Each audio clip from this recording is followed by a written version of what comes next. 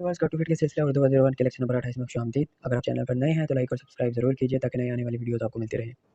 Lecture number 28 शुरू करने से पहले लेक्चर नंबर 27 को ओवरव्यू कर लेते हैं कि हमने लेक्चर नंबर 27 में क्या पढ़ा।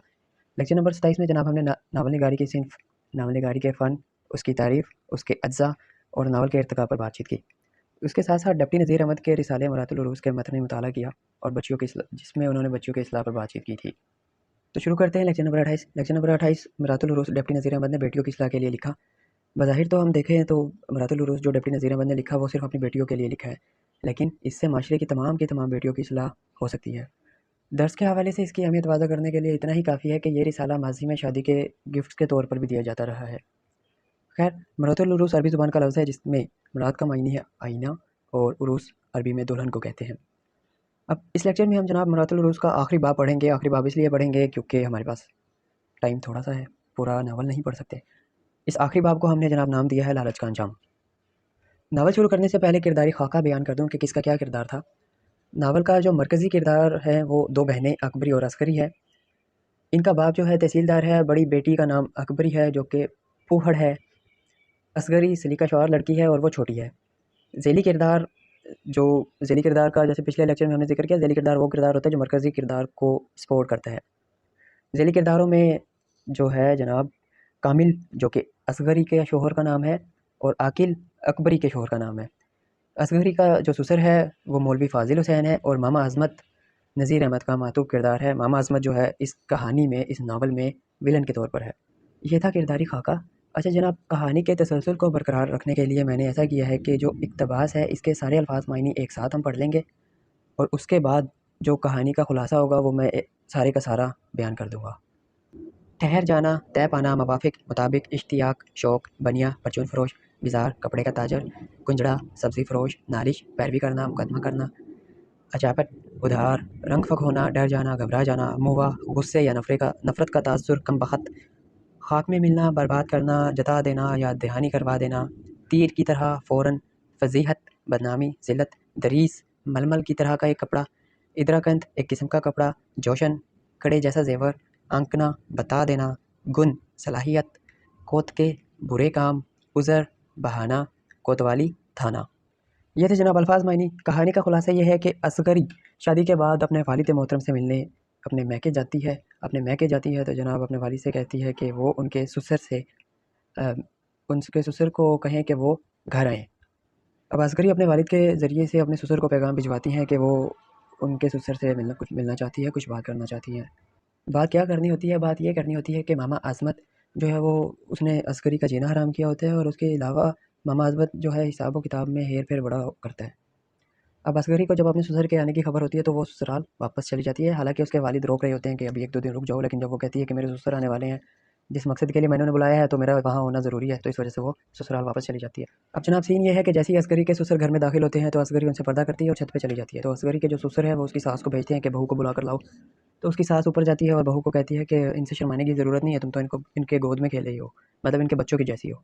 अब असगरी उनके सामने आ जाती है और उनके ससुर कहते हैं कि तुम्हारी मर्ज़ी और तुम्हारी राय के मुवाफ़िक सब इंतज़ाम किया जाएगा। क्योंकि असगरी जो है पढ़ी लिखी सलीका और एक अच्छी लड़की थी, इस वजह से उसका जो ससुराल में इमेज था वो अच्छा बना हुआ था।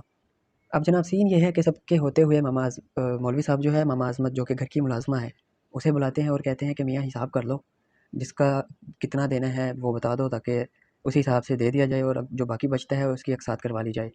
इस पर मामा अज़मत कहती हैं कि बनिया, बिज़ार, कसाई, कंजुड़ा, हलवाई सभी का देना है, कोई एक हिसाब हो तो याद रखूँ। आप ऐसा करें कि पैसे मुझे दे दें, जिसको जितना देना होगा मैं खुद दे दूँगी। मौलवी साहब सादा लो इंसान थे, देने के लिए तैयार हो गए, लेकिन असगरी टोकती है कि नहीं ऐसे नहीं देना और मामा अज़मत को कहती है कि इन सबको घर पे बुला लाओ ताकि सामने बिठाकर इनसे हिसाब किताब कर लिया जाए। अब मामा अज़मत हीले बहाने तो बहुत करती है मगर असगरी उसको बातों में ऐसा दबाती है कि उसे इन सबको बुलाना ही पड़ता है। अब सबसे पहले हलवाई आता है, हलवाई से पूछा गया कि तुम्हारे कितने पैसे हुए? बताता है 30 रुपए। मौलवी साहब बताते हैं कि 30 रुपए तो बहुत ज़्यादा होते हैं, बताओ किस-किस चीज़ के हुए 30 रुपए? तो जो हलवाई होता है वो कहता है कि 10 सेर शक्कर तो इस शब बारात को आई थी। अब इस बात पर अस्करी की जो सास है वो फटाफट बोलती है कि कैसी शक्कर, इस बार जो शब बारात पे हमारे यहाँ पका है वो तो सारा नकद आया है। उसके बाद जनाब कुंजड़ा आया, बिज़ार आया, सब में उसने ऐसे ही घपला किया हुआ था। अब जनाब वो क्या करती है, अब जनाब इनसे तो चोरी पकड़ी गई, अब वो जो बिज़ार होता है और हज़ारी मिल होता है, इनका ये फ़ैसला होता है कि इनको अगले दिन बुलाकर इनसे हिसाब किताब किया जाएगा, क्योंकि ये दूर थे।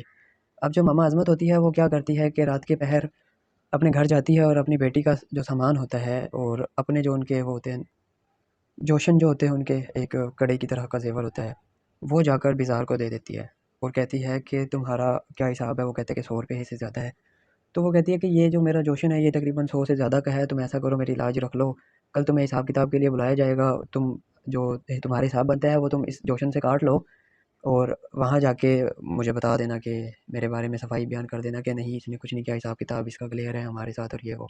अब मामा अज़मत ये सारा काम करके हिसाब किताब लगा के वापस घर आ जाती है। अब आता है अगला दिन।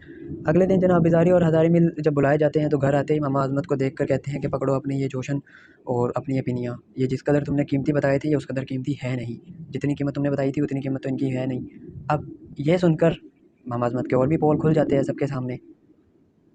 अब जब अज़मत की हकीकत वाज़ेह हो गई तो मौलवी साहब ने बनिया और बिज़ार और जो कसाई वगैरह थे इन सबको कहा कि अज़मत से पैसे लो, जो अज़मत से पैसे लेने हैं। अब अज़मत को भी कहते हैं कि इनके पैसे दो।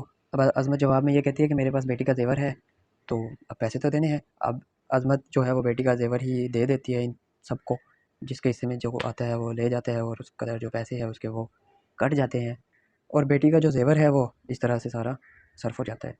इसके बाद मौलवी साहब अज़मत को कहते हैं कि तुम जैसे नमक हराम, दगाबाज़, बेईमान आदमी का हमारे घर में कुछ काम नहीं और हमारे घर से निकल जाओ। यकलख्त शुक्रा जो साथ खड़ी होती है वो फ़ौरन से बोलती है कि इसमें नमक हरामी के अलावा एक और सिफ़त है, वो है घर में फ़साद डलवाने की। अब इस हवाले से शुक्रा जो है मामा अज़मत के 2-4 किस्से बताती है। इसमें वो एक ये है कि वो उसे घर में कोई कढ़ाई बनाने का कहता है तो मामा अज़मत शुक्रा को नहीं कहती कि हाँ, कढ़ाई बना दे, बल्कि उसको जो जिसने कढ़ाई बनाने का कहा होता है वापस जाके कह देती है कि शुक्रा बीबी कह रही हैं, मेरे सर में दर्द है, मैं नहीं बनाती।